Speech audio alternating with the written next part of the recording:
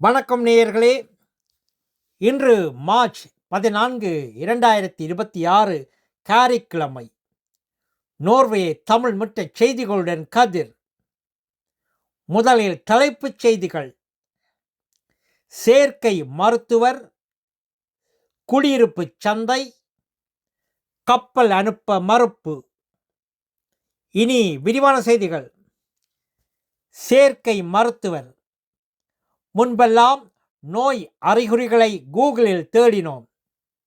இப்போது நோர்வேயில் பலர் தங்கள் இரத்த ஆய்வின் முடிவுகளை செயற்கை நுண்ணறிவு கருவிகளிடம் கேட்டு உடனடி விடையை பெறுகிறார்கள்.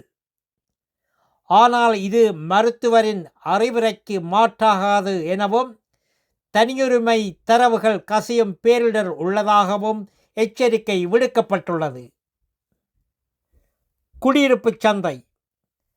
கடந்த 3 ஆண்டுகளில் ஒஸ்லோவில் குடியிருப்புகளின் வாடகை 17 விழுக்காடு உயர்ந்துள்ளது. ஆனால் குடியிருப்பு விலை அதிகம் மாறவில்லை. இதனால் குடியிருப்பை வாங்கி வாடகைக்கு விடுவது மீண்டும் வருவாய் தரும் முயற்சியாக மாறியுள்ளது. முதலீட்டாளர்களின் ஆர்வமும் அதிகரித்து வருகிறது.